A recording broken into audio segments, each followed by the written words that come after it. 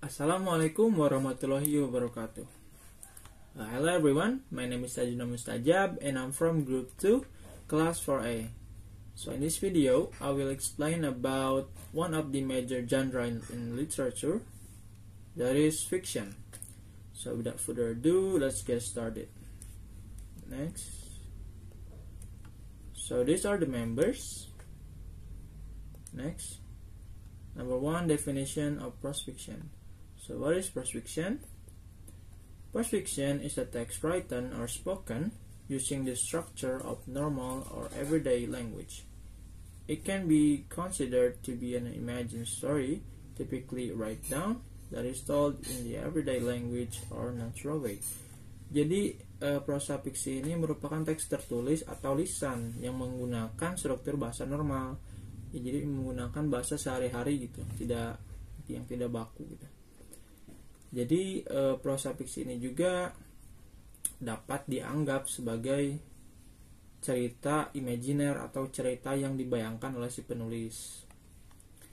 Ya, yang dibawakan dalam cerita bahasa sehari-hari. Next. Number 2, type of fiction. Generally, there are 3 type of fiction. Number 1, short stories. Short stories is a brief fictional prose narrative that is shorter than a novel and that usually deals with only a few characters. Jadi short story ini atau dalam bahasa Indonesia itu cerpen merupakan prose fiksi yang singkat gitu, yang singkat dari novel gitu, yang lebih singkat dari novel dan biasanya melibatkan hanya beberapa karakter saja gitu. Next, novella.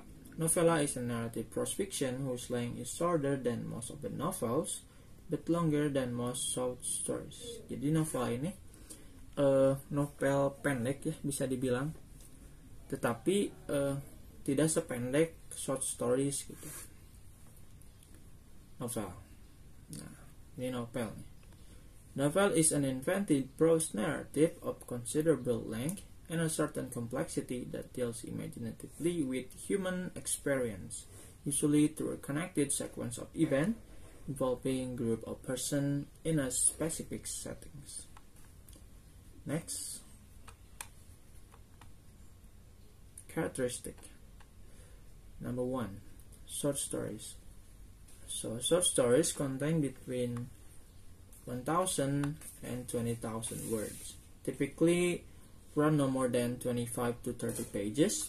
Because of their limited length, a short story generally focus on one major plot or storyline and a few characters. Jadi karena panjangnya tuh sedikit ya, terbatas gitu, jadi si plotnya teh cuman ada satu plot utamanya dan karakternya tuh cuma sedikit. Next. Novella. Novella is longer than short stories and tend to run about 20,000 to 50,000 words, usually between 60 and 120 pages. Have a more complex plot or storyline and more character than short stories. Jadi yang membedakannya tuh dari katanya itu lebih banyak, bisa sampai 50.000 dan memiliki plot atau storyline yang lebih kompleks dari short stories gitu. Karakternya juga lebih banyak dibanding short stories. Next, novel. Novel contains over 50,000 words or 1,020 pages. Jadi ini lebih banyak lagi gitu si katanya. More complex than novella and usually have more than one plot or storyline and many well-developed characters. Jadi novel ini memiliki plot atau storyline yang lebih dari satu dan karakternya tuh well developed gitu. Dan banyak Novel can be as long as their authors want them to be. Jadi novel ini tidak ada batasan gitu, harus berapa kata, batasnya nggak ada. Kalau itu udah lebih dari 50.000 kata itu masih termasuk novel. Next, popular example of short stories. There is The Telltale Heart by Edgar Allan Poe. So you can check it or read it online. There's an PDF available in the internet if you're interested. Next, novella The Old Man and the Sea by Ernest Hemingway. I think it's one of the old books because I've heard it once on YouTube that said it's a great book, so you should try it. Next, popular example novel Harry Potter series. Nah, I'm sure that we can all agree that we know Harry Potter because it's very popular. Nah, Harry Potter tuh termasuk ke dalam novel. Next, number 3, type of novel. So there are 9 types of novel. There's epistolary novel, picaresque novel, historical novel, Bildungsroman, gothic novel, social novel, science fiction, metafiction, and romance. We're going to talk about the definition and the characteristic in the next slide. Next. Number 1, epistolary novel. This novel is conveyed entirely by the exchange of letters. This more often less dialogue and more emphasis on thought, feeling, and emotion. Jadi epistolary novel ini bisa dikatakan novel yang seperti surat atau jurnal atau buku harian gitu. Karena bisa dilihat di sini dari pengertiannya tuh. Jadi less dialogue, jadi si percakapannya tadi sedikit karena biasanya tuh menggunakan tokoh aku. Jadi si point of view-nya tuh first person gitu. Nih ada for example Samuel Richardson's Pamela. Nah, ini nih Pamela. Nanti bisa dilihat contohnya di internet. Next, number 2, picaresque novel. Having a main character who is anti-hero and who narrates his own life, conditioned by the hostile environment. Jadi picaresque novel ini genre prosa fiksi yang menggambarkan petualangan seorang roguis. Roguis itu bisa dikatakan anti-hero gitu ya, bad boy lah gitu. Tetapi pahlawan gitu, pahlawan kelas rendah gitu, yang hidup dengan kecerdasannya dalam masyarakat yang korup. Example, Mark Twain's The Adventures of Huckleberry Finn. You can check it later. Next, number 3, historical novel. Take its setting and some of the chief characters and the event from story. Jadi dari katanya kan historical gitu, berarti historis gitu. Jadi novel ini merupakan novel yang ditulis pada waktu lampau gitu, waktu dan zaman yang sama sekali berbeda dengan penulis. Jadi bisa aja historical novel ini ditulis pada zaman sekarang, cuman latar tempatnya masa lampau gitu. Ini contohnya Diana Gabaldon's Outlander series. Next, number 4, Bildungsroman. Novel of education type of novel originating in Germany which present the development of a character mostly from childhood to maturity. Nah, jadi Bildungsroman ini genre sastra yang menitik beratkan tema pendidikan manusia serta proses perjalanan pribadi tokoh-tokohnya yang diawali dari pertumbuhannya, dari awal pertumbuhannya ke menuju dewasa gitu. Example, J.K. Rowling's Harry Potter series. Nah, bagi kalian yang mengikuti seri-seri Potter ya, justru pasti tahu kalau series ini dimulai dari si Harry Potternya dari yang kecil sampai menginjak dewasa gitu. Next. Gothic novel. Setting in a castle, supernatural and dramatic. Women are threatened by a powerful and tyrannical man. Jadi Gothic novel ini merupakan sebuah kisah teror atau ketegangan yang biasanya tuh berlatar di kastil atau biara tua yang suram gitu. Dalam pengertian yang lebih luas, banyak novel yang tidak memiliki latar kastil, tetapi memiliki suasana yang menyeramkan atau sesak gitu.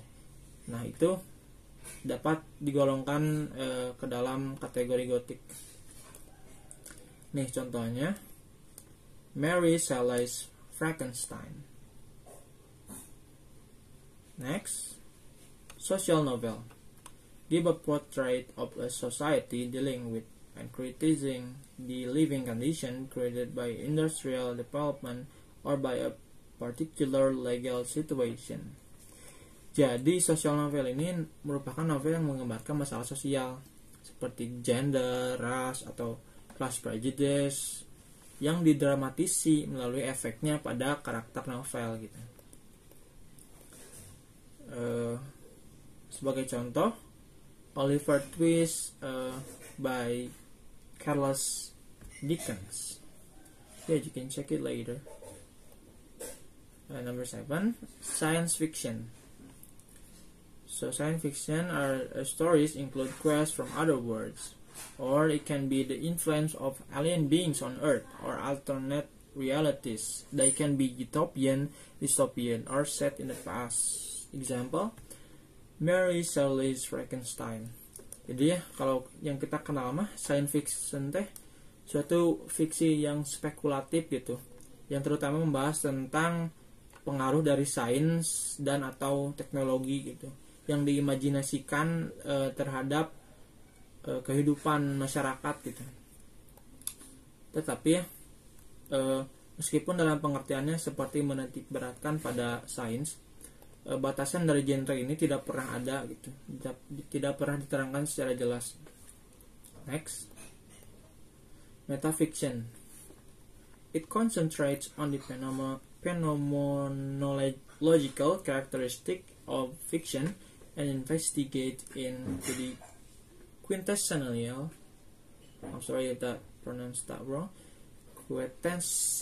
nature of literary art by reflecting the process of narrating. Jadi metafiksi ini adalah jenis fiksi yang sadar diri yang membahas perangkat fiksi tersebut gitu, yang memperlihatkan ilusi fiksi. Jadi metafiksi itu merupakan istilah sastra yang menggambarkan tulisan fiksi yang sadar diri dan secara sistematis menarik perhatian sebagai suatu artefak dalam mengajukan pertanyaan tentang hubungan antara fiksi dan kenyataan. Nah, metafiksi ini biasanya menggunakan seperti ironi gitu, ironi atau refleksi diri. Jadi sebagai contohnya, The Life and Opinions of Tristram Shandy yang ditulis oleh Lawrence Stamp. Next, nah ini genre romance. Ini tuh genre yang digemari anak muda kita ya, sebagian sih, terutama wanita lah, cewek. There must be a conflict challenging the relationship that needs to be overcome. So these are the characteristic. I'm going to talk about the definition first. Jadi romance itu adalah novel yang menceritakan tentang kisah cinta dan cinta kasih sayang yang terjalin antara tokoh-tokoh di dalamnya. Jadi, nah ini karakteristiknya. Jadi, there must be a conflict challenging the relationship that needs to be overcome.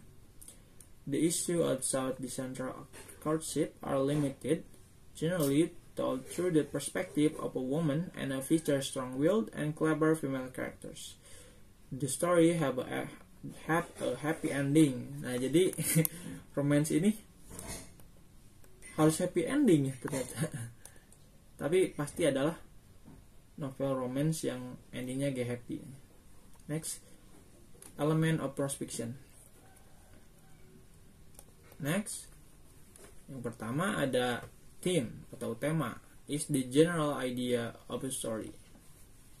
Number 2, setting, is the information of the where the story occur and the time of the story. Jadi setting ini latar tempatnya di mana gitu.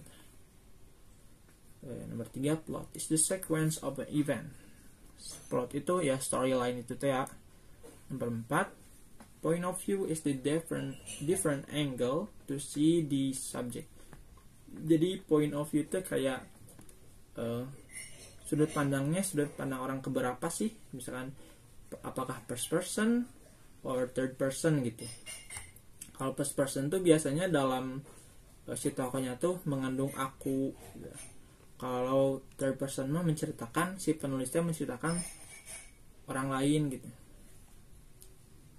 Next, nomor 5, character. Character is an individual who play in a story. Jadi karakter ini ya tokoh-tokoh dalam storynya, dalam novelnya gitu.